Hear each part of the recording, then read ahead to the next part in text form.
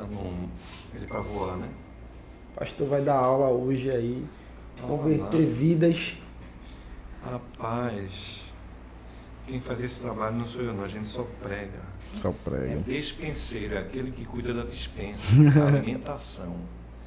Deus é quem dá o crescimento. Então, nós só somos instrumentos. Quem faz o trabalho não é o homem. Deus não abençoa métodos, Deus abençoa pessoas. E aí não é o meu poder, é o poder dele. Então, tem muita gente que usa muita técnica e convencer o Então, homem. eu acho que o que o senhor me fala aí, o senhor faz certas críticas, certas... O evangelho é racional. mas de mente. hoje o evangelho tá comercial. O evangelho é racional. O problema é esse, que o pessoal não vive o evangelho. Né? Então, Hoje pequenas tá igrejas de comercial. grande negócio. Hoje tá... Já estamos ao vivo, vou só compartilhar o Fica link. sem outros. Eu fico Compartilha sem o link. outros. Manda o link aí que eu não estou vendo nada aqui, mas tudo bem.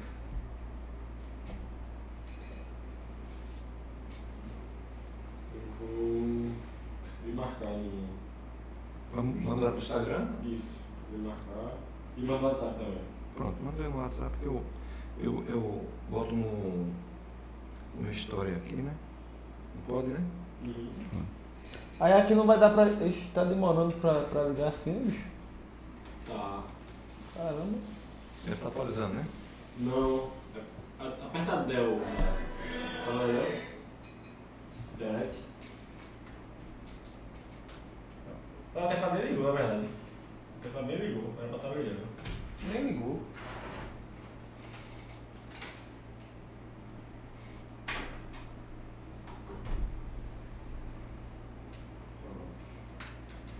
As perguntas eu fiz agorinha.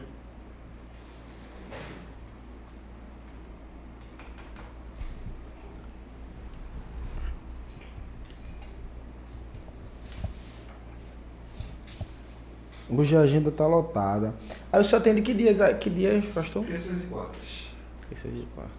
O dia todo. Sua esposa ficou também como assistente social? Não, lá ela é professora. É agente de desenvolvimento. Mas ela é... Assim, não compensa ela estar na prefeitura, não. R$2.000 para correr risco de vida. Porque para trabalhar no creche, tem futuro nenhum. Dinheiro é muito pouco. Você vai comigo lá que é melhor. Entrar no status.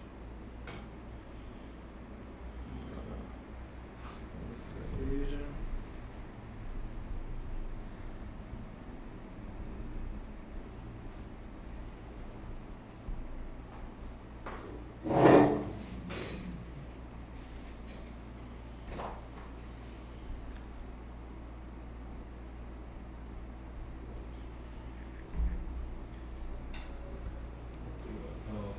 Normalmente quando as mensagens no chat aparecerem, vão aparecer por aqui. Beleza. Pode fazer assim que a gente vê. Aí tu mandou aqui só pronto, Instagram e YouTube, né? Não, isso é o YouTube, já tá no YouTube. O do Instagram eu marquei, você só vai nas conversas que vai estar lá. Marcar sim. Marquei. Não te marquei. Ah, tá. Não, beleza. Esse aqui, né? Vai nas conversas. Ele tá impedido ali. Sou lento.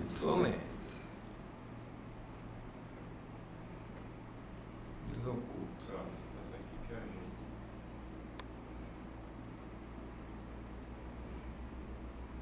gente. Deixa eu fazer um... Só aqui, né? Aí o seu. Já tá no story. Aí o seu. Se quiser mandar pra alguém privado. Deixa eu abrir aqui. Tá no grupo da igreja também. Não. Aí vai ter que ir aqui. Aí marca um.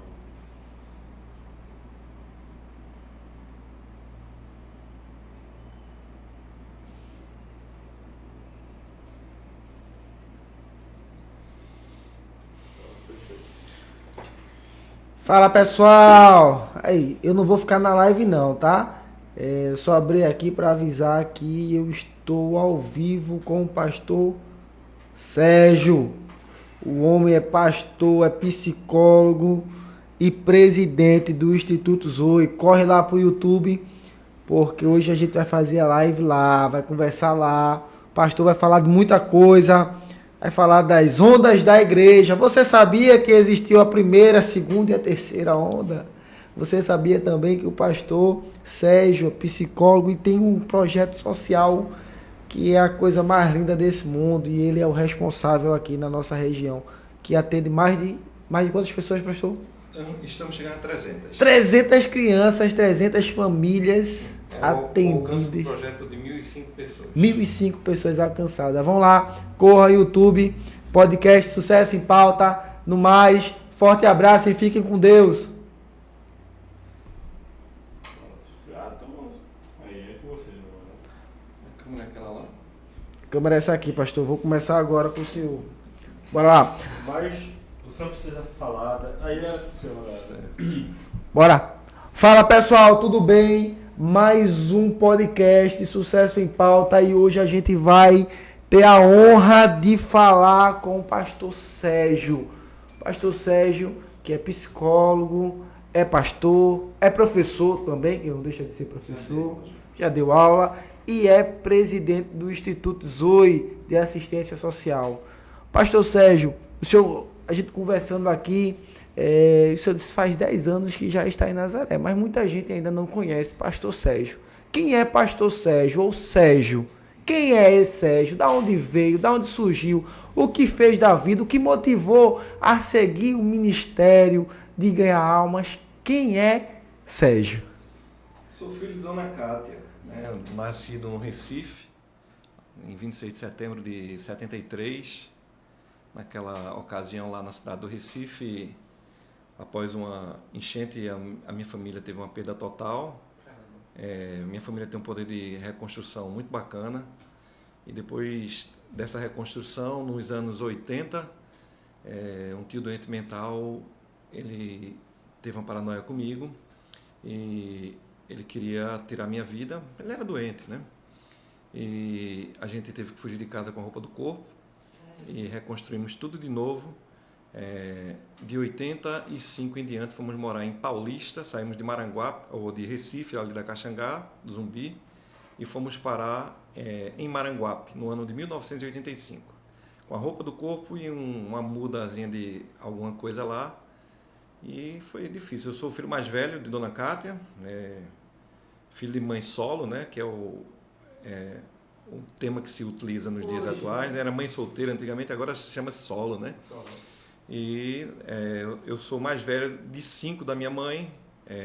Meu pai teve mais 4 filhas, eu sou filho único de parte de pai, minha mãe não teve mais filhos com meu pai. E a vida foi sempre corrida, muito difícil, mas o poder de superação da minha família foi muito bacana. Então, eu sou esse camarada que, arrimo de família, como diria, sustentei durante um tempo a minha família, minha mãe, meus irmãos. Dos 13 anos aos 17 anos, era eu quem pagava as contas dentro de casa. Tive meu primeiro emprego aos 13 anos de idade, trabalhando no antigo Magazine Mesbla, loja de departamento. Então, no ano de 87, eu fui escolhido para ser o office boy mais novo da Mesbla, e foi um presente muito bacana para mim, porque a minha profissão, tudo que eu sou, eu devo a essa empresa, porque essa empresa foi quem formou muita das coisas do que eu sei, como trabalhador, como um ser humano. Aprendi muito na Mesbla. Infelizmente, nos anos 90, final dos anos 90, ela fechou as portas, eu fui demitido na época, mas eu continuei minha vida profissional, era vendedor, depois eu me tornei vendedor, conheci o estado de Pernambuco, Paraíba, Alagoas, Rio Grande do Norte. Com 19 anos eu bati o mundo. E como surgiu essa... Porque assim, a gente sabe que o ministério não é algo extraordinário. Eu vou ser pastor. Eu não sou de família religiosa, minha família não é religiosa, não tem tradição religiosa, nem católica, nem espírita. Eu tinha um padrinho que nunca me batizou, nunca fui batizado na igreja romana. E foi interessante que meu conhecimento com Deus foi algo pessoal. Deus falou comigo através de sonhos. Eu tive um sonho muito bacana aos 14 anos de idade, e Deus dizia para mim que eu devia ir para uma igreja e receber Ele como Senhor e Salvador. E eu achei aquilo muito interessante. E aí final dos anos 80, tinha um programa dos atletas de Cristo chamado Força para Viver.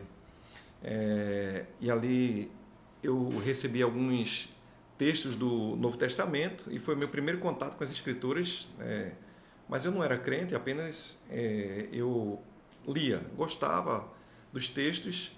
Algumas pessoas diziam que eu era médium e eu não acreditava na mediunidade, eu dizia que eu era deísta, que eu acreditava no único Deus que eu não conhecia, mas eu dizia que um dia ia conhecer.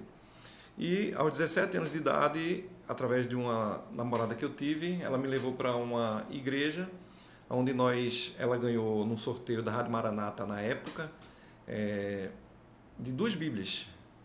E aí nós fomos para a Igreja de Cristo, Comunidade de Recife, lá no auditório ali próximo à Secretaria de Saúde, hoje onde é a Ampare.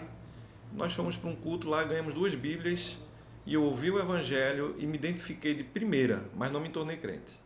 Me identifiquei com o Evangelho. Então, ali foi, de fato, meu primeiro contato com o Evangelho propriamente dito, foi aos 17 anos. Mas a conversão foi mais adiante, aos 21 anos de idade.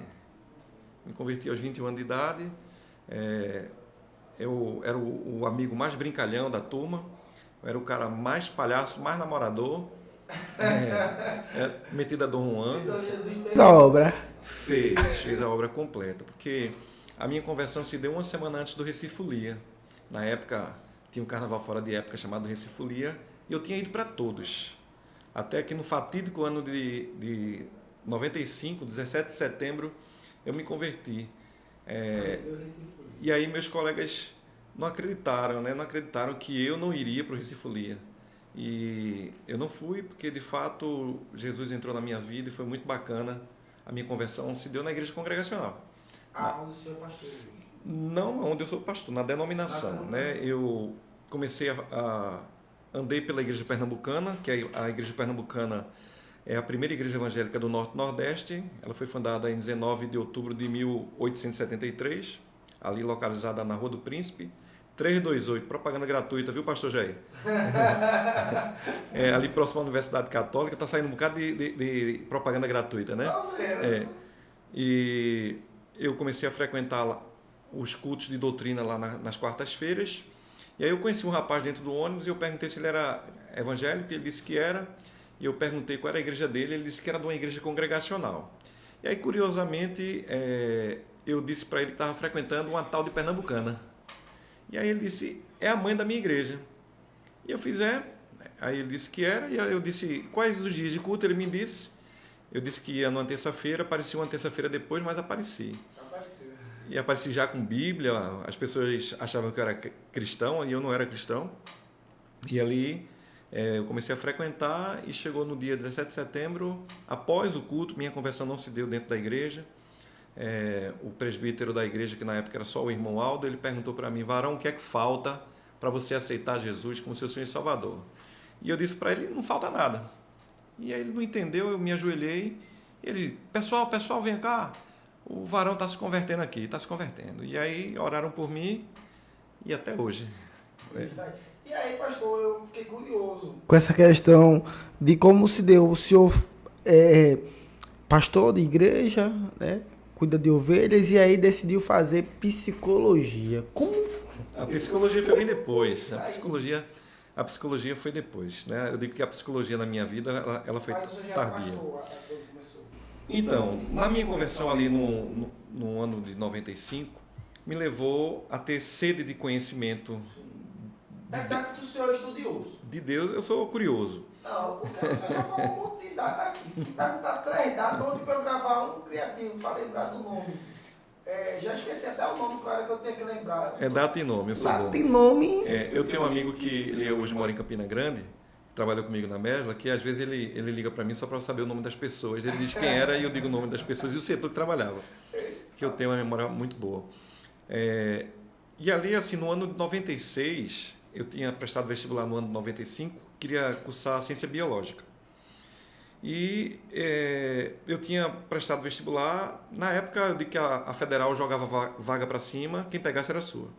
Eu digo nesse sentido porque se você livrasse o ponto de corte, estava dentro. E eu estava orando para saber se eu iria estudar biologia ou teologia. E aí eu me lembro que naquela fatídica prova eu consegui errar o gabarito todo. Quando eu olhei para o gabarito do colega do lado, assim, a maneira dele preencher, eu já tinha prestado vestibular. Aí eu percebi que eu tinha cometido erro, me prejudiquei. Acertei ainda algumas questões depois do erro, mas eu já tinha prejudicado o dia anterior. E aí eu me lembro que eu estava dizendo para um tio meu que iria estudar teologia, e na época esse meu tio ele já me pediu perdão por causa disso. Ele dizia eu disse a ele que tinha o desejo de estudar para ser pastor, teologia, e ele disse: você vai estudar para ser ladrão? Porque todo pastor que eu conheço é ladrão. E aí eu olhei para a cara dele, eu repreendi, né? Eu fiz: olha, eu sou seu sobrinho, o senhor me conhece, o senhor conhece meu caráter. Isso já está resolvido entre eu e meu tio. Ele tem um pesar disso, mas foi muito bacana, porque é o que Deus faz, na loucura da fala, né? Meu tio falou isso, ele nem imaginava que um dia fosse ser cristão também, e eu fui pastor dele. É muito bacana, a vida é muito bacana. Então no ano 96 eu entrei para o seminário. Seminário, cara, você passou a estudar para seguir no ministério. No Ministério Pastoral, eu comecei a estudar no ano 96, terminei no ano 2001. Foram 6 anos, basicamente, estudando. Ali, graduei em bacharel em teologia naquela época, era o título que se dava, mas o curso era livre. E aí eu concluí meu curso no ano 2001. Fui pai de Emanuela no mesmo ano, minha filha mais velha, que canta no ministério lá da igreja, canta muito bem, por sinal. E depois daquele período ali, no ano 2004, eu resolvi me aventurar pela FUNESO. Fui estudar História do Brasil, aí fiz uma pós-graduação em História do Brasil, e aí eu sempre estudei, sempre fui curioso, já fiz curso de Ciências Bíblicas, vários cursos. Agora sim, pastor, uma curiosidade que bateu agora, que vai ser a curiosidade de muita gente. Como é conciliar o mundo espiritual com o mundo mundano, entre aspas, podemos dizer? Porque assim, é uma diferença a gente que segue, eu digo isso com propriedade, a gente que segue a Bíblia, a doutrina, e a gente vai para uma universidade pública. Como é essa conciliação? Me diga aí. Às vezes O mundo da academia é um mundo muito bacana, né? É muito bacana. Eu me lembro que o preconceito, ele é muito grande, né? Porque nós utilizamos palavras como estigma, nós utilizamos palavras como juízo de valor, nós utilizamos palavras para querer direito, mas nós não obedecemos às regras. Sim. E quando eu fiz a pós-graduação, o professor da Universidade Federal, que era doutor, ele sempre dizia que a gente pensava como religioso, falava como um religioso, que estava na academia. E muitas vezes, quando se falava da religião das minorias, aí o professor utilizava linguagem no sentido assim, a gente tem que respeitar as diferenças e tal. E aí ele começava a falar algumas coisas, e às vezes falava de Deus e da Bíblia, e aí eu dizia assim: professor, a sua disciplina é sobre o quê? Ele dizia: é didática. Então é melhor o senhor dar a sua disciplina, porque se o senhor está falando besteira, eu não sou obrigado a ouvir. O senhor falava assim na cara? Na cara, eu falo na cara mesmo, isso daqui é um defeito de fábrica. É um defeito de fábrica. Não gostou, não é porque não gostou, né? Porque é estereótipo, né? Então a gente tem a mania de utilizar estereótipo para falar do outro. Então, direito é para ambas as partes. Então a gente tem que respeitar a fala. Então eu não posso ser preconceituoso com a minha fala, mas as pessoas são preconceituosas. Eu também sou preconceituoso. Eu só vim entender o que é ser preconceituoso quando eu entendi o que é ser preconceituoso. E todos nós somos preconceituosos. E aí, na faculdade, eu dizia muito para o professor: é melhor o senhor dar sua aula, porque o senhor está falando besteira, o senhor está querendo entrar na minha área, o senhor não conhece nada da minha área, e eu não sou obrigado a ouvir isso, não. E ele queria falar de teologia, queria falar de Bíblia, e ele não tem conhecimento. Eu já era formado, né? Porque as pessoas... como o meu curso era um curso livre, eu estava num curso lato sensus, alguns colegas que estudaram na Federal menosprezavam o curso de teologia.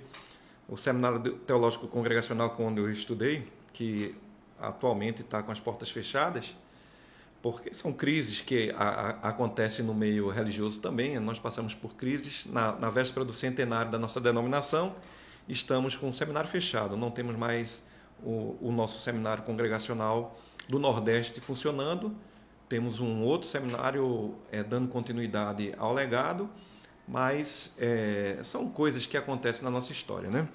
E aí, quando eu, conversando lá com os professores, muitas vezes os colegas começavam a criticar, porque eu era do curso de teologia, só entendia de Deus, só entendia de Bíblia.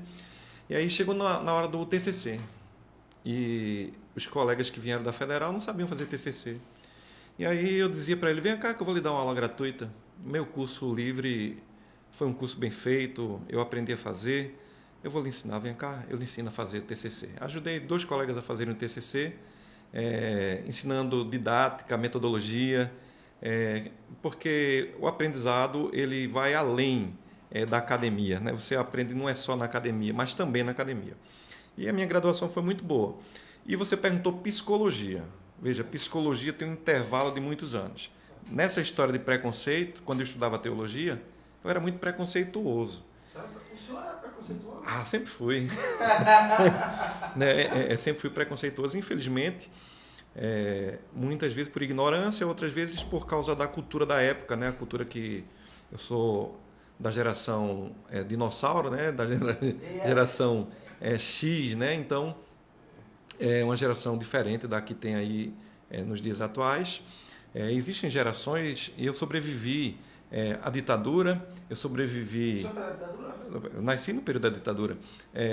Entrei no colégio na época do regime militar, onde você entrava, formava fila, cantava hino nacional, rezava Ave Maria, o Pai Nosso, porque era desse jeito que funcionava. E então eu tinha a ideia, né, de que só estudava psicologia quem tinha problemas, né? E aí eu dizia de uma maneira bem preconceituosa que eu não me orgulho do que eu dizia, mas ainda bem que eu mudei a minha maneira de pensar. Como um profissional que eu atuo também, então você tem que se adaptar e melhorar como ser humano. Então, no ano de 2012, eu resolvi fazer o Enem. Fazia 22 anos que eu não estudava português, matemática, química e física. E eu vou estudar. No ano anterior eu tinha feito, eu disse, eu vou melhorar 3 décimos e eu consigo uma bolsa. Que eu tentei estudar na Católica, Direito, mas assim, eu não tinha nota para aquilo. Eu fiz, se eu passar, eu passei, se eu não passar também, tá de boa. Aí no outro ano, eu assisti uma aula de uma professora do Rio de Janeiro, do YouTube, foi a única aula que eu tive, na véspera da redação, e ela dizia, vá por mim, eu sei o que eu estou dizendo, faça do jeito que eu estou dizendo. E parecia que ela estava falando para mim. E aí, quando foi na hora da redação, eu tirei uma redação com 820, para quem nunca tinha estudado técnica de redação, foi muito bacana. Então, para mim foi muito bacana, porque organizar pensamento eu sei, mas você tem que enquadrar de acordo com o que se pede nas técnicas de redação, que daquela época para cá já mudou também, né? Que a redação ela vai sofrendo algumas alterações ao longo do período. E aí eu fiz o Enem e fui agraciado com o SISU, passei na época para pedagogia na Federal, na Rural, eu fiquei na lista de espera, mas passei. E passei no ProUni para estudar psicologia, na Fafiri e na Estácio. E eu escolhi a Estácio. Eu não quis o... Fez a Abdias? Na Abdias Carvalho, lá onde tinha um curso de Direito Eu fiz lá também, né? E aí eu estudei com uns professores muito bacana, todos doutores, com universidade, formado em doutorado pela Federal, pela Universidade de Paris, professor Fernando Lins, professor muito competente, um ser humano incrível. Aprendi muito com o professor Fernando, psiquiatra, né? Ele era docente, ele fazia questão de ensinar. A clínica era só para os amigos. Aprendi muito com o professor Fernando Lins. Não era pastor, não era religioso evangélico, ele tinha uma outra religião, mas era um ser humano muito fantástico. E na Estácio eu sofri muito preconceito, né? Porque os professores Perguntaram por que eu estava lá, na roda, né, no conhecimento, por que você está aqui? Aí eu falo o que de fato foi.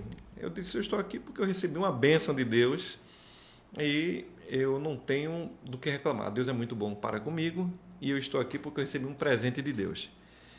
Aí o professor lá, os 2 professores lá, estamos na academia, não estamos na igreja.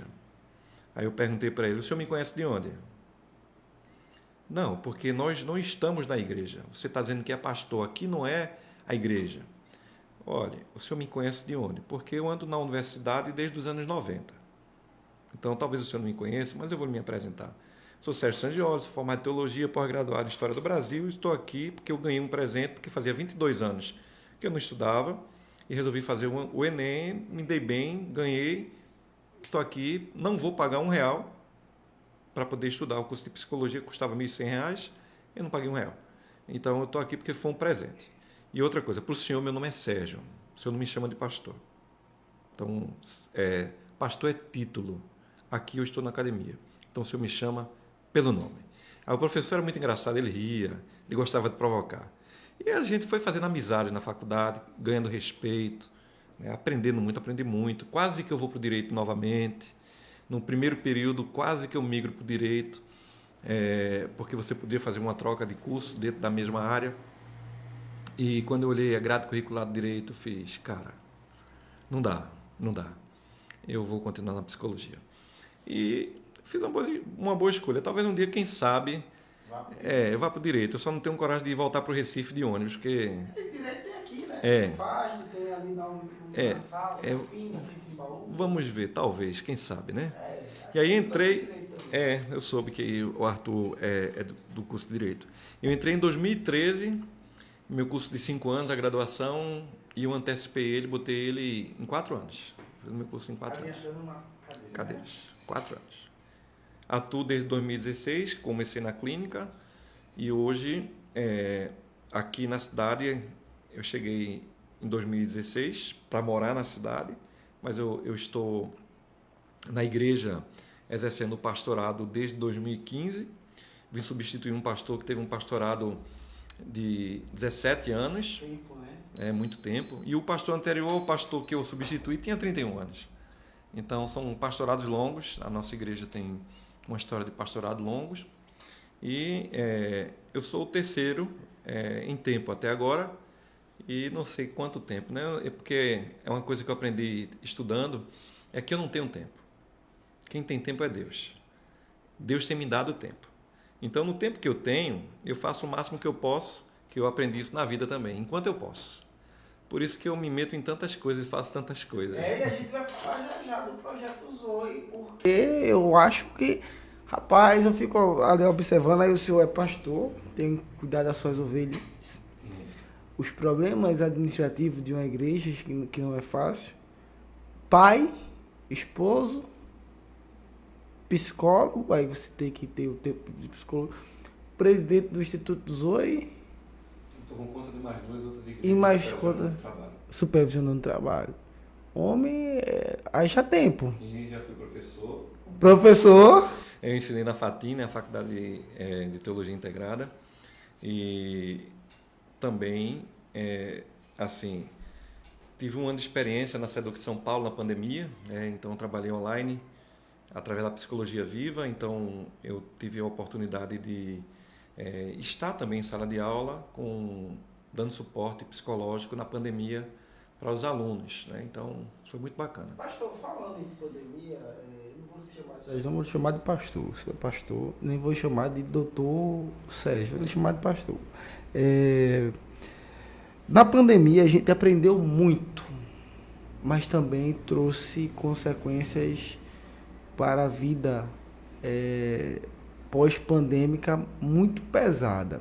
A gente vê aí pessoas que hoje estão se afastando do trabalho por ter ansiedade crônica, depressão. Vamos agora para o lado profissional do senhor. Como o senhor enxerga isso? Será que a gente não estava preparado para um confinamento? Será que a gente não estava preparado para viver aquele momento? É muito difícil falar sobre isso, porque a gente vive num mundo no mundo real. O mundo real é um mundo muito cruel. O mundo ideal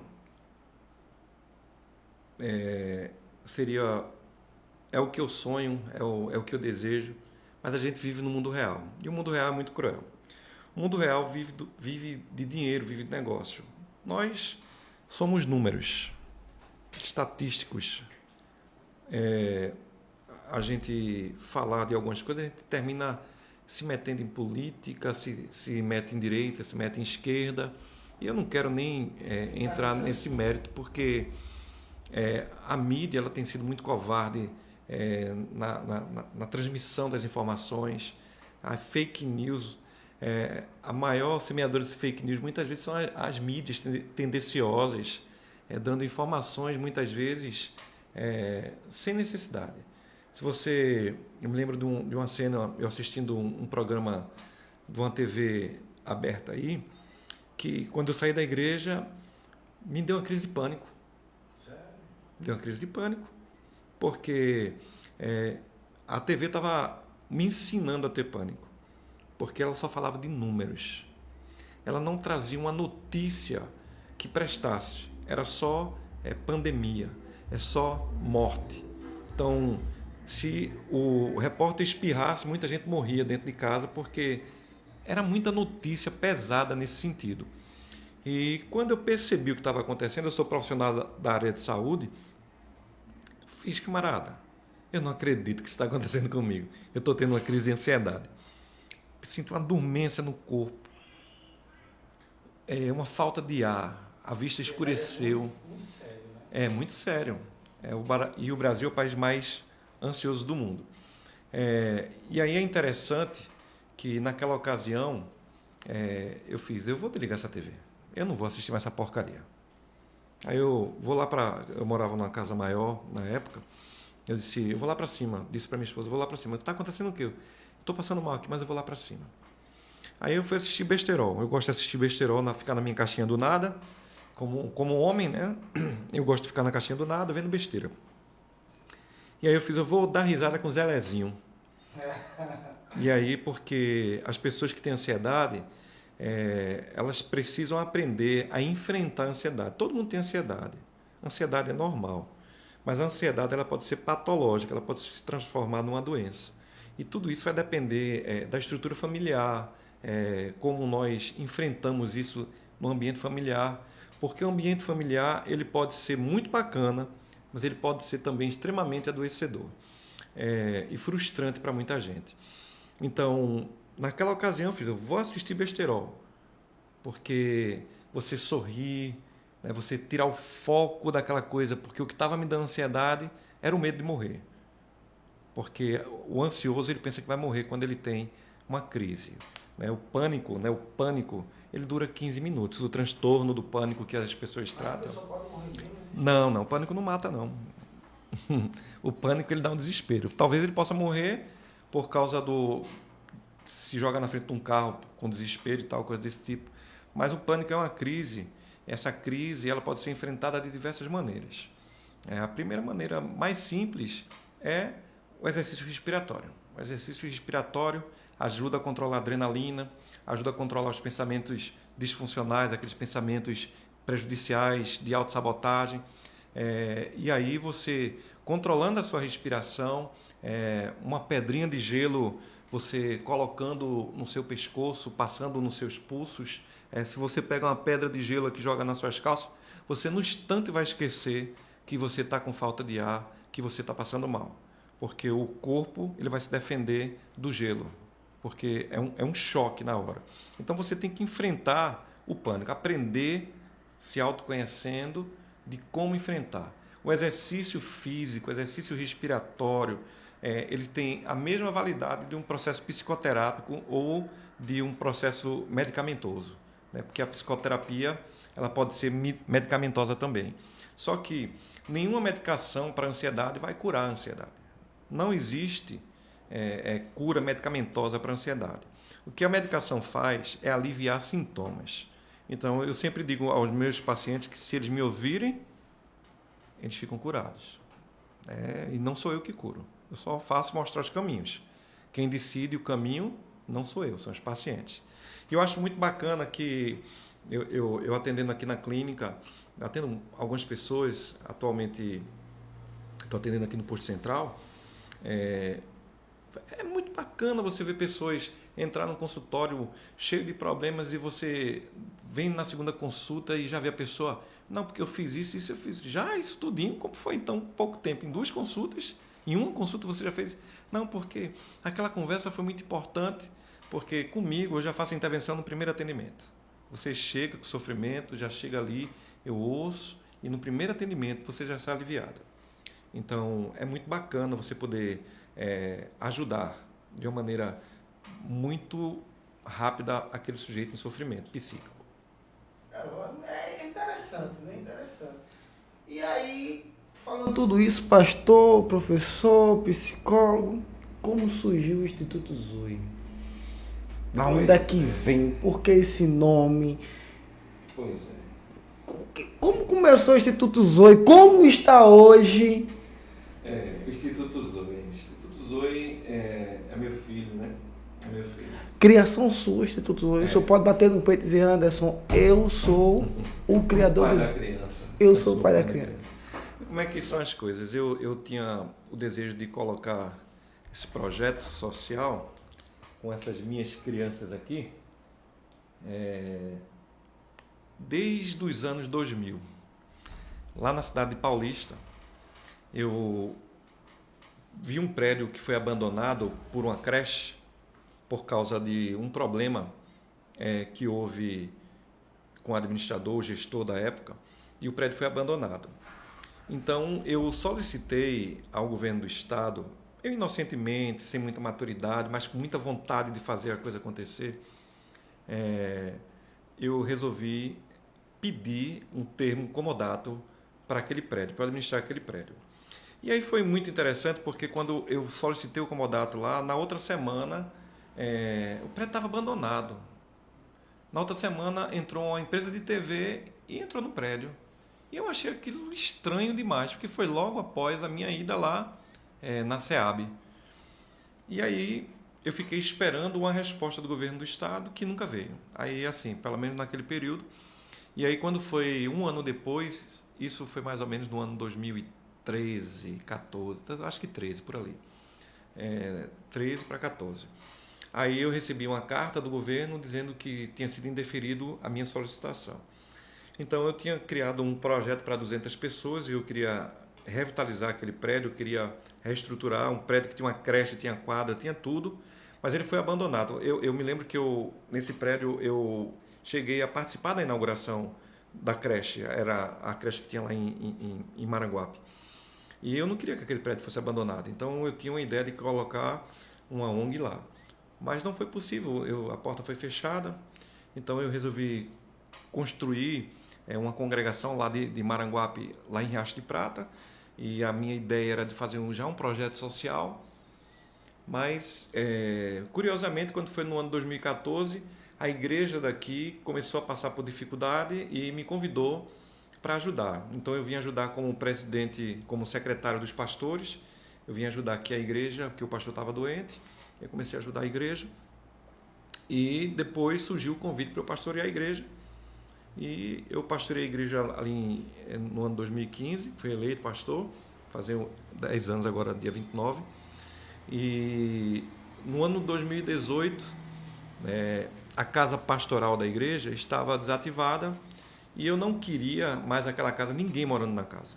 Porque as pessoas têm o hábito de querer pedir para morar na casa, ou alugar, ou morar de graça, e isso já gera problemas, porque, inclusive, com perda de patrimônio, né? Porque as pessoas às vezes dizem que tomava conta do prédio, aí começa a dizer que tinha função, que tinha isso, aquilo, outro, e aí termina gerando vínculos trabalhistas, e aí eu não quis. Então eu desativei a casa, e o Eliel, o irmão Eliel Oliveira, que era construtor aqui da cidade, chamado Nanau, né? Que muita gente conhece como Nanau.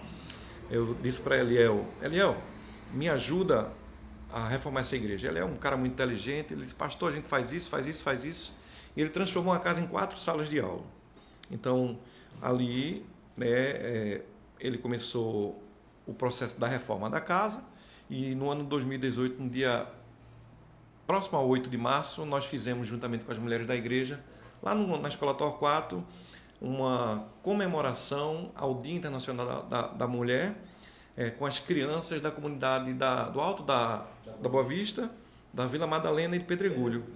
E aí nós começamos distribuindo cesta básica, começamos dando palestra na área de saúde mental, não fui eu, foi outra pessoa que deu, e fizemos um culto. E ali começou o Instituto Zoe, que na época era chamado de Projeto Nazareno. E aí era um projeto nazareno, a gente queria botar criança nazarena, alguma coisa desse tipo, mas eu fui orientado a não colocar esse nome, porque existe algumas coisas na área da ação social que você só vai aprendendo quando você se mete na ação social.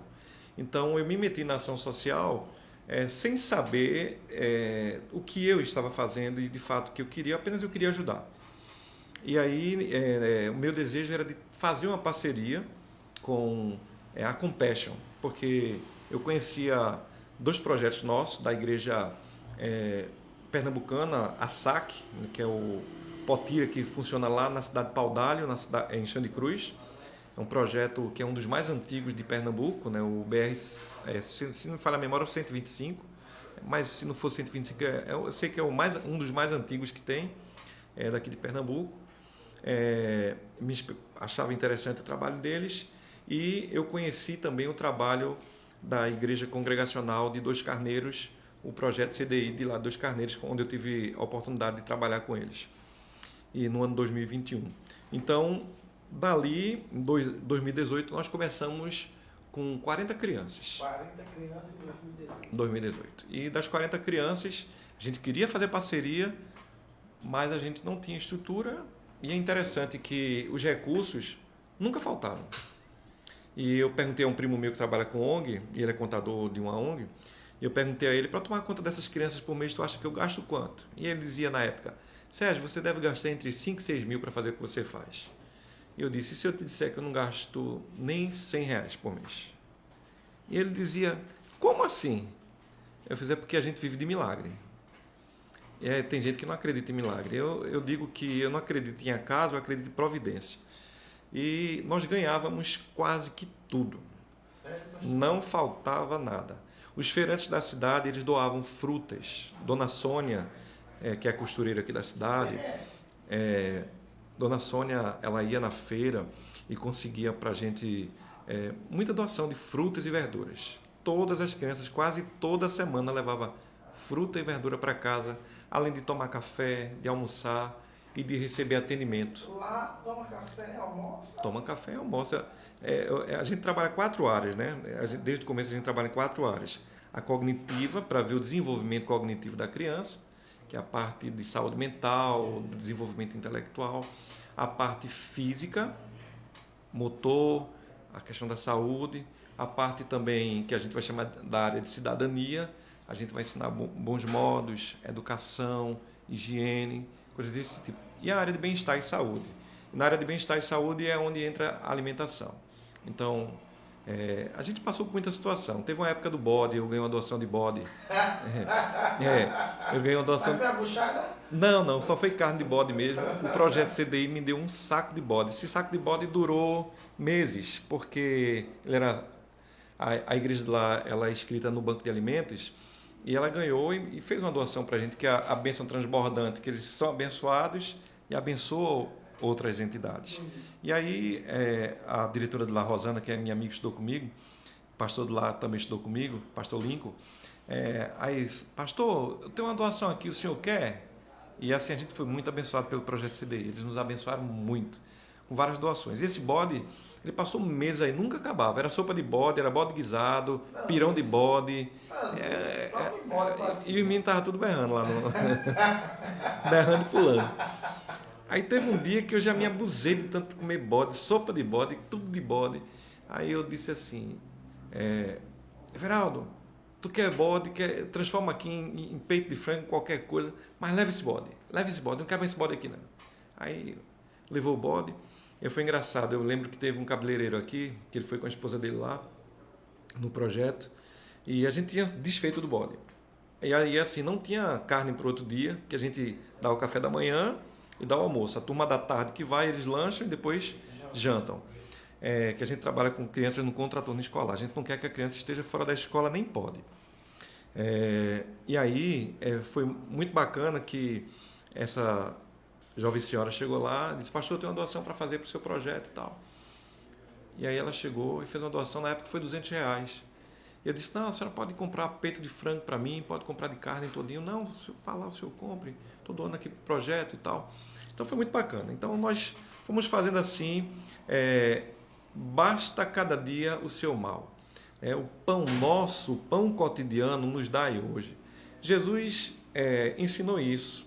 O maná que caía sobre o povo de Israel no Antigo Testamento era diariamente. Só na sexta-feira que eles pegavam porção dobrada. Mas nos outros dias era porção única. Então você tem que comer, pegar aquilo que você conseguia consumir. Então a gente foi vivendo milagres e não faltava nada. Então a despesa que a gente tinha era R$400, R$500 por mês durante de 2018 até a pandemia. Caramba. Até que chegou a pandemia.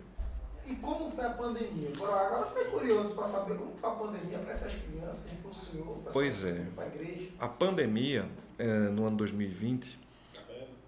Rapaz, café é sempre bom. Tá sem açúcar, né? Rapaz, cappuccino. A gente vê aqui, você tá envenenado. Vai. Tá envenenado, tá com cal. Mas eu tomo assim mesmo. É porque tá com açúcar. Mas obrigado. E aí, no ano 2020, nós estávamos para receber uma visita da Compassion. O meu sonho era ter a visita da Compassion, da facilitadora. Ela vir na nossa cidade para conhecer a nossa cidade e nosso projeto, porque a gente já fazia coisa. E a Compassion, ela é parceira de igreja, ela não é parceira de ONG, ela é parceira de igreja. Ela apoia o trabalho social através da igreja, porque ela acredita na seriedade das igrejas. E a igreja ela tem um papel muito relevante na sociedade como um todo. E aí, quando estava marcado o dia da visita, a Compassion recebeu... Eu liguei para a Maiane, que era a facilitadora na época, e aí ela disse, pastor, lamento lhe informar, mas foi suspensa todas as visitas por causa da pandemia. Então, o protocolo é que a gente tem que ficar isolado, a gente não pode mais trabalhar, vai trabalhar remoto. Então, assim que a gente puder, a gente tenta manter um contato com o senhor. E esse tinha sido o segundo contato que eu tentei com eles e fui frustrado. E aí, o que é que acontece? Na época, a igreja teve que fechar, a gente teve live. Eu fiz muitas lives e foi o período que você me perguntou ali em off, o porquê de ter minha rede social, se você for pegar lá, você não viu muita coisa. Lá foi ter sua rede social. Pouquíssima coisa, né? Porque quem quer saber de Sérgio Sangioli, anda do lado dele, pergunta como ele está. Rede social não vai saber da minha vida. A minha vida ela é de caráter privado, então quem quer saber da minha vida, vai lá. O que tem na rede social da minha vida é normalmente minha família que coloca, ou o pessoal da igreja. Mas assim, eu estou criando um canal do ISAS, porque a gente precisa se fazer conhecido. E no anonimato você não vai ser conhecido. E é por isso que você também nos chamou aqui para nos dar essa palhinha, né? Essa ajuda. Porque é um projeto fora de série. E eu passava de carro e via os meninos saindo da igreja. Que negócio é esse que está acontecendo? Parece rato aí, né? Cheio de meninos. Não, eu que parava e às vezes a gente é agoniado no trânsito. Né? Parando o trânsito. Aí parava o trânsito, mas rapaz, que negócio. Aí depois, inclusive agora, acho que na sessão passada, não sei se o senhor sabe, mas eu sou servidor público da Câmara daqui de Nazaré da Mata. Hoje exerço a função de assessor jurídico de lá. E aí chegou o projeto de informação dos outros. Que danada é isso? Aí disse, não, é do pastor da igreja congregacional. Isso eu quero falar com ele. Então, assim, o projeto, sem ser conhecido, municipalmente falando, já faz essa mudança de vida. O senhor disse hoje que aqui que é um projeto que atende 300 crianças, no geral atendendo mais de 1.000 pessoas. Mais de 1.000 pessoas. Veja que o quanto é interessante e é bacana saber que a sua atitude muda a vida de 1.000 pessoas. Você já imaginou, pastor, assim, levando para a área pouco mais relevante, você já imaginou quanto o Senhor tem transformado a vida das pessoas? Agora eu pergunto ao Senhor, qual sentimento o Senhor tem de saber, deitar e falar para suas filhas, para sua esposa, poxa, hoje eu mudei a vida de 1000 pessoas? Eu não preciso falar porque eles veem, né? Eles trabalham com o Senhor, né? Não. A gente trabalha... O nosso trabalho é um trabalho muito sério, no sentido de conflito de interesse, que a gente não vê na política, a gente não vê... Eu vou falar, eu quero saber da sua opinião. De modo geral. E aí, o que é que acontece? Em 2020, você perguntou, nós recebemos a proibição de cultuar, mas a igreja não parou. Eu mesmo corri risco de vida. Tem uma pergunta? Almunda Almeida. Primeiro eu vou falar de Elida. Ela tá falando que foi tua paciente. Elida. Só que ela mesmo se deu alta. Pode, pastor. É normal, né, Elida? Eu conheço tu. Tu é minha paciente. Eu digo assim, eu sempre uso uma expressão para os meus pacientes que têm uma formação religiosa. Eu sou igual ao profeta Osés. O profeta Osés é um profeta que foi traído pela esposa. Então, meus pacientes me traem, eles me abandonam. Mas depois que eles estão lá no fundo do poço, eles sempre voltam. E Osés recebia a esposa de volta, né? Então, eu digo que eu sou semelhante ao profeta Osés, neste caso, como profissional de saúde. Estou à disposição, viu, Hélida? Estou à disposição. Mas ela se deu alta porque ela tá boa, né? Tá nada, eu conheço. Eu conheço. Tá nada de boa. Amanda Almeida fez uma pergunta. Sérgio, pela sua experiência profissional, vale a pena fazer teologia para apenas aprofundamento cristão ou você acha que se aprofundar no próprio ministério é suficiente? Tudo vem em questão de chamado, né? Tudo vem em questão de chamado. Eu acredito que a questão de estudar teologia é muito bacana, porque você pensa fora da caixinha. Porque a gente é religioso, a gente pensa na literalidade da Escritura. E a Escritura, ela teve um público para o qual ela foi escrita, ela se aplica, ela se adapta à nossa realidade. As igrejas podem se servir mutuamente uns dos outros, através dos dons espirituais. A igreja de Corinto, a gente está fazendo exposição bíblica na igreja, que a gente faz exposição bíblica, a gente ensina ali o que de fato a Bíblia fala desde a época e aplicação para o contexto atual. Então, nessa maneira de ensinar, a gente vê, por exemplo, a igreja de Corinto era uma igreja que tinha todos os dons espirituais, mas era uma igreja muito problemática. Então, não é muito diferente das igrejas atuais. Então, servir na igreja local, você pode servir, sim. Agora, o curso de teologia abre a mente. Agora, tem que ter questão de entendimento, que o curso de teologia é uma ciência. Hoje, a formação academicista do curso de teologia é muito voltado para o reconhecimento pelo MEC. E aí, a formação da grade curricular do curso de teologia ela é idêntica à formação de grade curricular de qualquer outro curso. Então, ela segue todos os parâmetros estabelecidos pelo MEC. Então, serve como graduação. Agora, o campo de atuação ele vai se dar no âmbito religioso. Agora, salvaguarda, quando é homem, o curso de teologia serve para fazer também concurso público na área de capelania, como capelão do Exército, Marinha e Aeronáutica. Exército, Marinha e Aeronáutica, as Forças Armadas. E paga muito bem, né? Mas aí, para mulher, eles não aceitam porque tem que ser pastor. E são poucas as denominações que têm pastoras e eles não aceitam de qualquer igreja. Então, são das igrejas históricas, normalmente, que há vaga para o curso de capelão. Então, o curso de teologia vale a pena estudar, é muito bacana. Pastor, eu estava respondendo agora, aqui... se for para ganhar dinheiro, procure outra coisa, viu? Eu não falo nisso, eu estava falando aqui agora. Só fazendo uma ressalva, porque eu recebi uma mensagem aqui dizendo que eu falei de todo mundo, mas não falei quem tinha falado primeiro do Senhor para mim. Que foi uma amiga Daphne, da igreja, isso, aquilo, outro. Ela chegou e disse, Anderson, olha, acho que ela foi até num culto da sua igreja, e disse, olha, o pastor Sérgio faz um trabalho ímpio. Mas até então eu ainda nem sabia quem era o pastor Sérgio. E foi ela que me deu o seu número. Então, Daphne, está retificado. Daphne ou Daphne? Daphne. Daphne, eu não conheço Daphne assim. É uma do cabelo vermelho. Porque o passar alguém do cabelo vermelho, pode ter certeza. Você vai conhecer ela. Enfim, e ela foi que conseguiu o seu número para poder entrar em contato com o senhor. Muito obrigado, viu, minha amiga Daphne? Tá retificado aí. Um abraço, volta lá para visitar a gente. Volte para visitar o pastor, se converta. Tá precisando mesmo. Sim, pastor, vamos lá continuar o projeto Zoe. E hoje o projeto Zoe tem atendido mil famílias, ou 1000 pessoas. O que esperar mais do projeto Zoe? Bom, nós formalizamos o Instituto Zoe no ano 2022. 29 de agosto nós vamos completar 3 anos. E a gente está pleiteando agora utilidade pública estadual. Mas ainda a municipal ainda vai... A municipal ainda vai ser homologada oficialmente, né? Que a gente trabalha só, né? Assim, no sentido...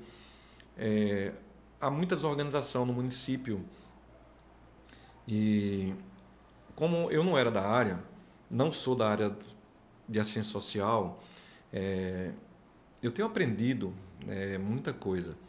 E teve coisas que eu vim aprender por causa do ofício. Então, como presidente do Zoe, foi eu que criei um estatuto, obviamente copiado do Instituto Solidari, que o pastor Marcos ali é um cara muito bacana. Eu digo que ele é o meu mentor, o cara que me ensinou bastante e tem sido bênção para a minha vida.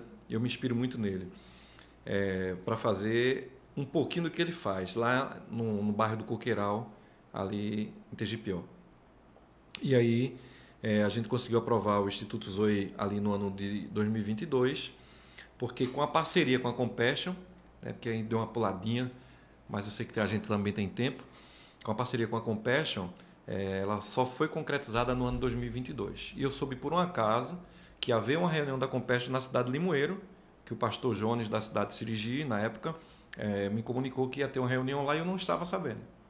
E aí, quando eu cheguei lá, então, já estava tendo essa reunião e eu tive o desejo de participar, de apresentar o Instituto Zoe. E aí a Compassion estava, depois da pandemia, durante a pandemia ela bloqueou totalmente. E aí, depois da pandemia, ela expandiu, porque elas não estavam querendo mais Mata Norte, estavam querendo Sertão. Que eles só trabalham em comunidade carente. A gente trabalha com gente em situação de vulnerabilidade social.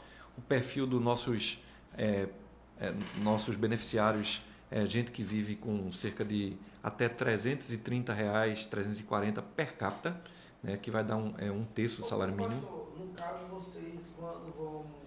A gente vai... Eu quero depois que o senhor fale também mais dessa parceria que o senhor tem, da Compassion, e parceiro de primeira hora, mas o senhor falou agora da questão da renda per capita. Quer dizer que quando a criança vai para lá, tem que se passar por um filtro, é isso? Passa por um filtro. E aí é interessante porque a gente acha brechas em diversas coisas, né? Porque assim, todo mundo é pobre. Quando se fala de ganhar, todo mundo é pobre. Pobre é uma coisa muito engraçada, né? Normalmente, quando dá uma enchente, né, ele diz, perdi tudo. Normalmente ele diz que não tem nada, mas quando dá enchente ele diz, perdeu tudo. Obviamente, isso é o que se diz por aí, através de brincadeiras, mas muita gente diz que é pobre, mas quando você vai fazer visita social, atendimento domiciliar, que hoje a gente tem feito uma triagem muito mais séria das pessoas que a gente está recepcionando, que a gente tem aprendido, porque não é fácil você servir, não é fácil você ajudar.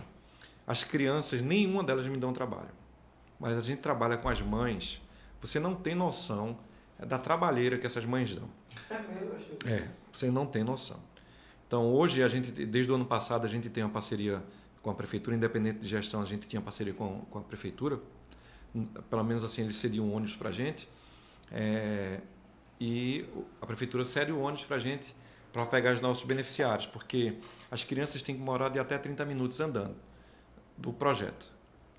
Local da sede da Casa da Criança. E tem criança nossa que é da Vila Maluca. Eu tenho criança de Diamante. Cinco Corações, Diamante, Vila Maluca, Rua Padre Anísio. Então, espalhado na cidade. Ali, Costa Porto, eu tenho crianças espalhada ali na Quadra do Bernardo, toda a cidade, né? Toda a cidade. E eu estou com um projeto eu até estava conversando com a secretária de Ação Social, eu tenho uma proposta para expandir para a zona rural, mas eu só com parceria, porque só de boca eu não vou para canto nenhum, né? Porque eu tenho despesas e eu sei como fazer, eu gasto relativamente pouco com o que a gente faz. A gente faz o programa da gente, se não fosse a Compassion, eu não conseguiria fazer o que eu faço. Então, todos os dias, quando a criança chega, elas são recepcionadas com café da manhã. Hoje pela manhã foi fruta, aí teve, normalmente tem achocolatado, às vezes tem iogurte, às vezes tem papa, pão com queijo e presunto, aí eles têm cuscuz com ovo e charque, às vezes cuscuz com ovo e um pouquinho de nada de calabresa, que a gente evita de colocar embutido porque não é saudável. A gente nem pode comprar embutido, né? Então a política da Compassion não permite que a gente compre embutido. Mais sobre a Compassion, eu fiquei curioso dela. Que é a parceria, né? Então, a Compassion é o quê? Você está falando Compassion. Quem entende tudo bem, mas eu não sei o que é a Compassion. Me diga quem é a Compassion. A Compassion é nosso principal parceiro, né? Então a Compassion, ela é uma entidade internacional que surgiu ali na Coreia, após aquele período da divisão das duas Coreias. Então, um pastor, não vou lembrar o nome dele agora, ele começou a fazer um trabalho de ação social com pessoas em situação de vulnerabilidade social e passou a ajudar ali na Coreia. E depois ele resolveu expandir esse trabalho, que hoje tem na África, no Brasil, na Venezuela, em vários países. E a Compassion Brasil, ela é o nosso principal parceiro, que chegou aqui na nossa cidade no ano 2022, quando nós assinamos um termo de parceria. E o que é que a Compassion ela nos dá? Ela nos dá todo o treinamento. A gente trabalha com proteção integral, então a mentalidade da gente, ela vem do treinamento que a gente recebe da Compassion Brasil. A gente trabalha com a ideia da transformação social. O lema da Compassion é libertar as crianças da pobreza em nome de Jesus. O lema da Compassion é esse, libertar as crianças da pobreza no nome de Jesus. E aí a parceria só pode ser com a igreja porque é no nome de Jesus. O muçulmano não vai falar de Jesus, né? A Compassion fala de Jesus. E aí a gente tem treinamento. E aí nesses treinamentos a gente aprende sobre proteção. Então, nosso sistema lá, toda a nossa área lá é coberta por câmeras. Então, as salas de aula, corredor, só não tem câmera no banheiro por questões óbvias, né? Porque a privacidade do sujeito ali na sua higiene. Mas a gente tem câmera.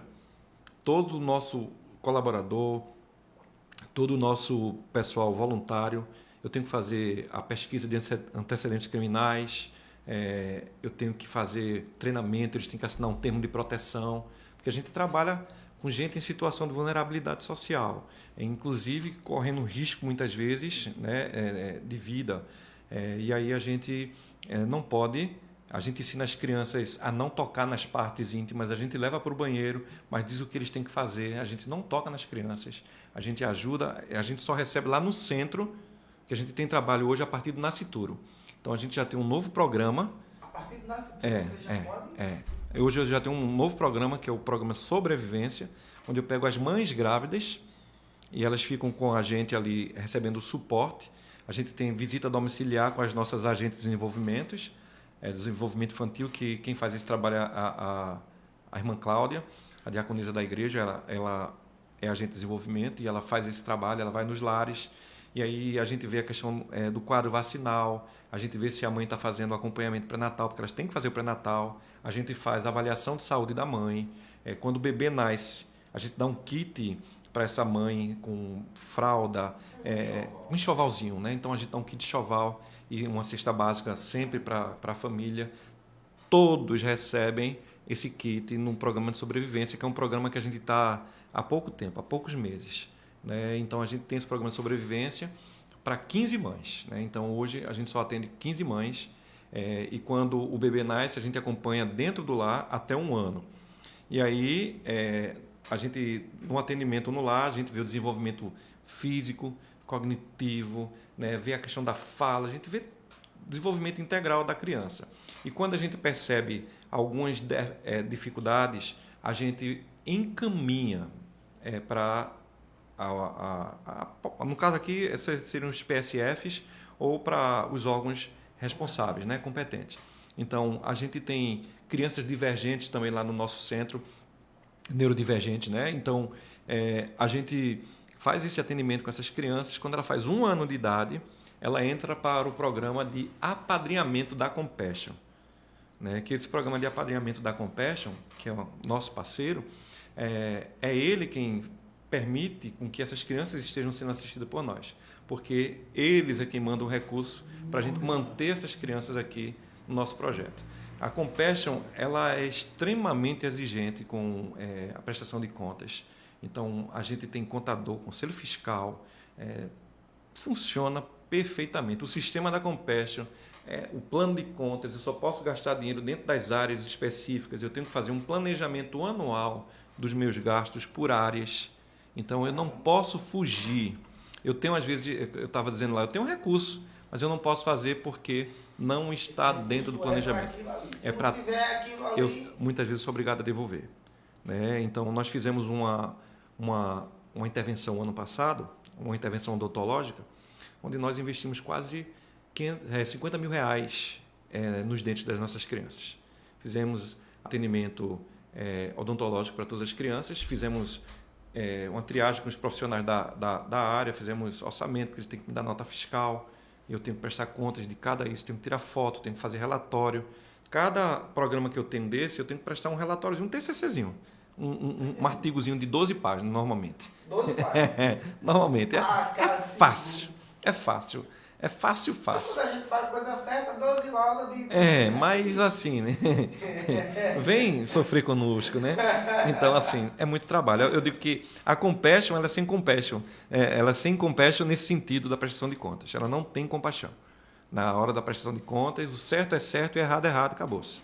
Há entidades que às vezes são cortadas. Se você vier com fraude, ela corta, não quer nem saber. Ela corta mesmo porque não permite esse tipo de coisa. Então, a Compassion é quem nos treina. A gente tem uma plataforma chamada For Children, onde a gente tem treinamentos presenciais e contínuos, viu? Em diversas áreas. Captação de recursos, CUSUABA, mobilização de comunidade, educação, de como você fazer projetos. Então, ela está nos treinando e nos capacitando o tempo todo. Então, a gente nunca falta de ter o que fazer lá. Sempre a gente está ocupado. E, paralelo a isso, a gente tem a rotina diária. Né, que a gente tem uma rotina diária que a gente atende no nosso projeto. A segunda-feira é para treinamento, a equipe normalmente faz todo o planejamento da semana, a gente tem só um expediente interno. Na terça-feira a gente tem atendimento de manhã e atendimento à tarde, terça, quarta, quinta e sexta. São 2 dias na semana, cada beneficiário estão lá. Então ele sai do programa de sobrevivência, do programa de atendimento de sobrevivência, entra no programa de atendimento no lar e a criança fica até os 3 anos de idade no atendimento no lar, onde a gente faz todo o acompanhamento no lar, porque a gente só recebe no centro quando a criança ela já passa a ter domínio sobre seus esfíncteres, xixi, o cocôzinho dela, ela já tem uma certa autonomia. Autonomia para você não ter que estar tocando na criança. E também assim, a gente também percebe muitas vezes algumas crianças com problemas, como autismo, TDAH. Temos quase 30 crianças que a gente atende lá. Eu não tenho mais, porque as implicações que tem para você ter crianças que precisam de suporte, né? Então, eu precisaria de mais gente para fazer do meu lado, e isso vai me demandar muita energia e mais recursos que eu não tenho, né? Então, eu na triagem, teve gente de dizer aqui na cidade assim: eu só não gostei desse projeto porque esse projeto não atende crianças especiais. Não é verdade, a gente atende sim. Claro que a gente atende. São 30, mas eu não posso atender todo o público do município dentro do meu projeto, porque não é minha responsabilidade. Se o município não consegue, imagina eu, que sou uma entidadezinha pequenininha. Mas assim, a gente dá um apoio muito grande à prefeitura. A gente fez vários exames para as nossas crianças, porque a Casa Azul não dispunha de recursos. Eu, conversando com a secretária anterior, ela me dizia que o recurso que tinha era muito limitado. E aí, muitas vezes, a gente fez BERA, P300, fez eletroencefalograma, às vezes encaminhamos para fono, atendimento nutricional, avaliação de saúde das nossas crianças. O senhor foi parceiro. O senhor é parceiro. Sim, eu digo assim, parceiro, assim, nesse sentido de estar perto. Sim, a gente faz todo esse acompanhamento com as nossas crianças. E agora, como eu sou profissional da área de saúde, imagina se eu não tenho um olhar diferenciado na hora de receber. Né? Então, eu tenho um olhar diferenciado, eu sei quando dá para eu dar o suporte para a criança ou quando eu não vou ter condições. Querer receber, eu quero, mas eu tenho que ter condições. E as pessoas, às vezes, não entendem que isso demanda muita energia e muito recurso. Então, eu não disponho desses recursos. Eu não posso receber todo o público com necessidades especiais no meu centro. Né? Mas, assim, a gente presta, sim, são mais de 30 crianças neurodivergentes. Inclusive, nós laudamos, eu como profissional, já laudei crianças que hoje recebem benefício BPC, justamente porque estava precisando de um laudo psicológico. Quem deu fui eu. Né? Tem um laudo do neuro, e tinha todo o acompanhamento, eu já tinha feito o mapeamento da família, nós encaminhamos, algumas crianças nossas foram laudadas por mim e por alguns profissionais da nossa cidade, e elas também receberam esse benefício porque eles precisam ser atendidos de uma maneira que possa ter qualidade de vida, porque eles precisam ser medicados muitas vezes. Tem que tomar medicação, porque eles têm muita energia, a gente não consegue acompanhar, principalmente quem tem TDAH, TOD, TDAH, autismo. Eu tenho várias crianças com esse tipo de comorbidade, né, de tratamento, e a gente cuida dessas crianças também. Então, a partir dos 3 anos de idade, as crianças vão lá para o centro e a ideia é só sair com 22 anos de idade. Caramba, projeto... E a pessoa escolher o contato para colaboradores, parceria... O contato telefônico da gente, eu dou o meu pessoal, 81, né, o DDD, 98580 5644. Colabore aí com o pastor. E se for para ajudar para o projeto, você quiser, a gente pode receber doação através do BR, se escreve BR, tudo minúsculo, 655, diretoria, tracinho, que é o hífen, né? IZAS, @outlook.com. E aí você faz a doação direto para o IZAS, né, para o Instituto Zoe. Tá? Então, todo o recurso financeiro você deposita lá na conta, que a gente tem conta bancária separada dos recursos da Compassion, dos recursos que a gente recebe avulso. Então, a gente tem esse aí, BR655, diretoria, tracinho IZAS, @outlook.com. Então, essa é a maneira de você nos ajudar. Instituto Zoe é incrível. A hora vai se passando. Tem só mais 2 pontos para a gente conversar, pastor. Mais um ponto que eu preciso falar e entender, porque eu vi que depois da pandemia, esse é até uma crítica mesmo, minha, tá? Uma crítica de Anderson. Como as igrejas começaram a tratar as pessoas quando se diz as questões política partidária, né? A gente viu eu não estou aqui falando nem de esquerda nem de direita, estou como uma pessoa normal.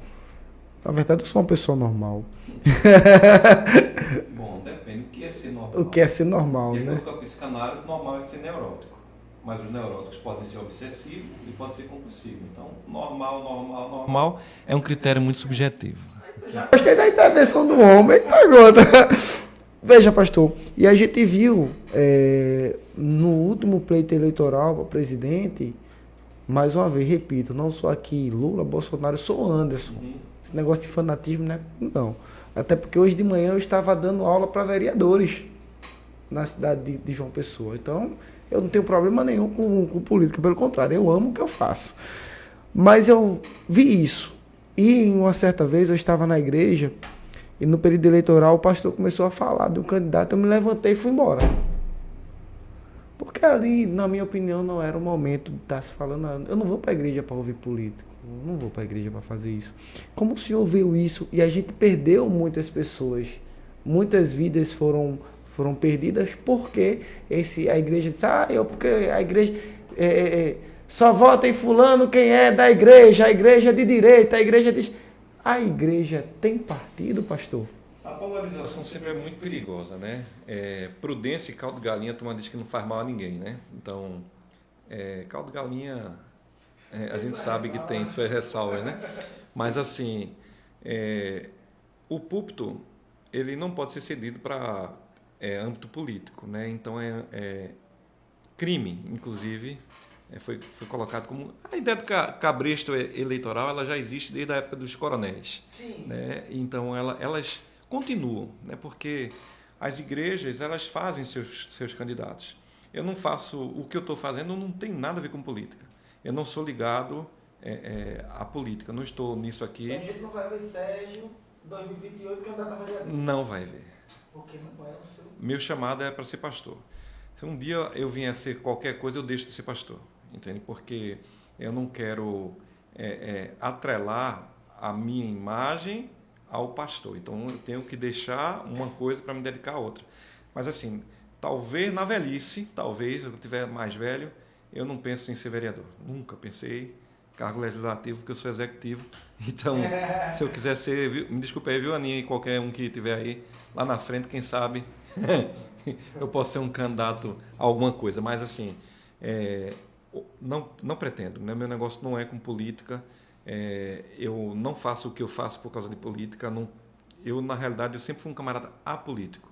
Eu tenho uma irmã que foi candidata a deputada estadual, votada em todas as cidades de Pernambuco. Foi muito bem votada para quem era uma pequenininha que saiu lá de Maranguape, Carla Falcão. Ela apoiava lá o Movimento Livres e tal. E ela foi candidata a vereador, foi muito bem votada no Recife, mas não foi eleita, porque para entrar ali tem que ter muito voto. Ela teve muito voto, mas faltou 600, né, para ela poder conseguir. Faltou só apenas... Ela teve mais de, eu acho que foi 13 mil e poucos votos. O partido dela teve muito voto. E como deputada teve 18 mil votos, mas não foi eleita, né? E minha irmã, sim, ela foi candidata, mas hoje não é mais. Ela hoje mora na Espanha, em Valladolid. Ela está trabalhando lá, está estudando lá. Ela segue a vida dela lá. Mas, assim, não é minha área. Minha área, Deus me chamou para o Ministério Pastoral. Eu sou pastor, né? E estou presidente do ISES. E estou presidente da Igreja Congregacional em Nazaré da Mata. Eu digo estou porque a gente tem mandato. Tanto no ISES como na igreja, eu tenho mandato. Então, meu mandato é de 4 em 4 anos e eu estou... posso ser... Não tenho um candidato para concorrer comigo, obviamente, né? eu tenho a probabilidade de ser eleito muito grande, né? E aí eu sou candidato a presidente, sim, claro que sou candidato a presidente, mas é do ISES e da igreja. Né? Mas, assim, a política, a presidência, a prefeito, não, muito obrigado. Meu negócio vai seguir por aqui. E aí é muito perigoso essa propaganda. Na cidade, quando eu cheguei logo, tinha algumas pessoas que eram candidatos a alguma coisa e ia lá na igreja. E ficava de graça, comigo fica de graça. Né? Porque uma coisa é uma coisa, outra coisa é outra coisa. Eu não vou usar o meu púlpito para promover seu ninguém. Então, eu recebi agora nas últimas eleições todos os 3 candidatos da cidade. Todos os 3 foram lá. Quem eu apoiei? Nenhum. Porque o interesse do ISES é maior do que o interesse pessoal. Entende? Porque eu estou presente do ISES, eu sou presidente do ISES e eu preciso de parceria. Quem fosse eleito, eu estaria do lado, porque eu tenho a necessidade de parcerias. Então, não tenho como escolher um lado nesse sentido aí. E eu visitei os 3, eu conversei com os 3, recebi os 3 lá, recebi 2 vereadores candidatos a vereadores lá, mas não na igreja. Eles foram no ISES conhecer o projeto. E foram numa hora que não tinha expediente, a gente conversou, pôde conversar bastante com algumas pessoas e tal, e pronto. Mas, assim, na igreja, cada um vota em quem quer. Não adianta você usar o púlpito para direcionar os votos, porque as pessoas são livres. Elas têm o direito de exercer a democracia e votar em quem quiser. Então, essa é a vantagem do sistema democrático, porque você tem a oportunidade de escolher quem quiser. Então, indicar nome é uma coisa muito complicada. No púlpito, a gente não pode fazer isso. E não é minha prática, entende? Não tenho essa prática. Desde que eu estou aqui, desde 2015, a gente não tem essa prática. Pastor, a gente vai chegando nos momentos finais. E um momento de reflexão que a gente colocou aqui. E Arthur escreveu que quem fez esse roteiro foi ele. Parabéns, Arthur. Ele é desenrolado. O que você gostaria de dizer às pessoas que estão hesitando em buscar ajuda, seja na igreja ou com um psicólogo? A gente ainda tem aquela questão do preconceito, né? Ah, eu não sou doido, não vou pro psicólogo. Ah, eu não preciso de ajuda, eu não vou pra igreja, o pastor vai me roubar, não sei o quê. Tem essas coisas. Deixa esse momento de reflexão com o senhor, pastor. No âmbito religioso, eu acredito no que eu ensino. O mestre, ele disse, aquilo que você quer que os outros vos façam, faça você. Ele também disse, não andeis ansioso por coisa alguma, que a vossa vida não é mais do que o que você come e do que você veste. E nessa busca, veja só que 2000 anos atrás ele falava da ansiedade. Olhai os lírios do campo. Eles não plantam, nem fiam, mas ninguém, nem mesmo Salomão, em toda a sua glória, se vestiu como um deles. Olha os passarinhos. Eles não semeiam, não têm armário. E o vosso Pai cuida de cada um deles. Então, quanto mais valei vós, né, nós, seres humanos. Então, Deus ele tem que estar acima de tudo. De interesse pessoal, de família. Porque se você não consegue amar Deus acima de tudo, você não vai, de jeito algum, encontrar o sentido para a vida. E o mandamento que Jesus deixou foram dois, amar Deus acima de tudo, e o outro é nessa esfera aqui, amar o próximo como a si mesmo. Então, não posso amar mais nem menos. Então, é no mesmo nível. Então, quem não consegue amar nessa dimensão, não consegue amar nessa dimensão aqui. Então, eu preciso amar Deus aqui, né, no horizontal, amar os seres humanos no horizontal, para poder amar Deus na vertical. Então, se você não consegue fazer isso, você não consegue, de maneira alguma, se encontrar aqui na Terra. Quanto à questão, o homem é muito preconceituoso, eu falo, a realidade do homem, muitas vezes, é desprovido de humanidade. Então, eu não sou humanista, não pretendo ser, mas eu digo que o homem, ele pode ser humanista, mas muitas vezes ele é um humanista desprovido da humanidade, né? Assim, do ser humano. Porque não tem empatia, não tem um desejo de querer ajudar. O humanismo colocou o homem no centro. Tiraram Deus, o teocentrismo, e colocaram o homem no centro. E aí é por isso que a gente está... o homem é muito plural. Deus é sempre o mesmo, hoje e sempre. Então é diferente. Na área da saúde mental, se você está sofrendo, tem que procurar ajuda. Você não pode deixar o problema agravar, porque se uma coisa está ruim, ela pode piorar. E se você quiser conhecer o fundo do poço, você conhece a depressão, né? E aí você vai entrar no fundo do poço. Reginaldo Rossi cantava Garçom. E a história do garçom é a história da traição. A história do garçom é a história do cara que quer afogar as suas mágoas ali na cachaça, no álcool. Só que o álcool é um depressor do sistema nervoso central. Ele pode servir como um aliadozinho. Ele vai lhe dar um suporte, mas só que é depressor, ele só vai dar suporte naquele momento, depois ele vai lhe deixar lá no fundo do poço. E cada dia você vai ter o desejo de mais, porque para você sentir o baratinho, você tem que ter cada dia mais doses para que você possa ter aquele êxtasezinho lá. O crack é a mesma coisa, a maconha apenas apanhei na beira-mar, um táxi para a estação lunar, eu digo Geraldo Azevedo, né? Eu sou do mundo, eu vivo no mundo, né? Paulo citou, como disse alguns de vossos poetas, cretenses, ventos preguiçosos. Né? Então, Paulo utilizou da filosofia, do conhecimento filosófico, do conhecimento secular, do conhecimento da vida, para poder ensinar o evangelho. E aí, a gente não pode ter um evangelho diferente desse. Né? Então, como é que o cara pega um táxi na beira-mar? Um táxi para a estação lunar? Porque ele fumou um baseado e viajou.